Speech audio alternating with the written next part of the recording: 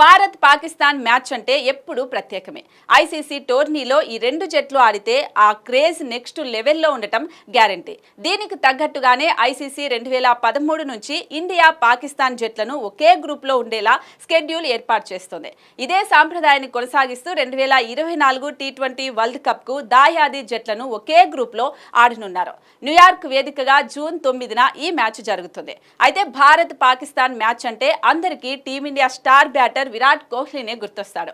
పాకిస్తాన్ అంటే కోహ్లీ పూనకం వచ్చినట్టుగా ఆడుతాడు. దాయాది దేశంపై కోహ్లీ ఇప్పటి వరకు 10 టీ20ల్లో 81.33 సగటుతో 488 పరుగులు చేశాడు. 35 ఏళ్ల ఈ స్టార్ బ్యాటర్ చివరిసారిగా 2022 టీ20 వరల్డ్ కప్ లో పాకిస్తాన్ పై మ్యాచ్ విన్నింగ్ నాక్ ఆడి భారత్ కు చిరస్మరణీయ విజయాన్ని అందించాడు. దీంతో కోహ్లీపై ఈసారి భారీ అంచనాలే ఉన్నాయి. ఈ హై వోల్టేజ్ మ్యాచ్ లో కోహ్లీని అవుట్ చేయడానికి తమ దగ్గర ప్లాన్ ఉందని బాబర్ అన్నాడు. ఒక జట్టుగా మేము ఒకే ఆటగాడికి వ్యతిరేకంగా ఏమీ ప్లాన్ చేయం.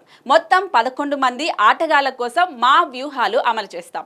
న్యూయార్క్ లోని పరిస్థితుల గురించి మాకు పెద్దగా తెలియదు. విరాట్ కోహ్లీ అత్యుత్తమ ఆటగాళ్లలో ఒకడని మాకు తెలుసు. అతడిపై కూడా మేము ప్లాన్ సిద్ధం చేశామని లాహోర్లోని గడఫీ స్టేడియం నుంచి బాబర్ బయలుదేరే ముందు విలేకరుల సమావేశంలో మాట్లాడాడు. అయితే ఈ వరల్డ్ కప్ కు ముందు పాకిస్తాన్ ఐర్లాండ్తో 3 అలాగే ఇంగ్లాండ్తో 4 టీ20 మ్యాచ్లలో సిరీస్లు ఆడాల్సి ఉంది.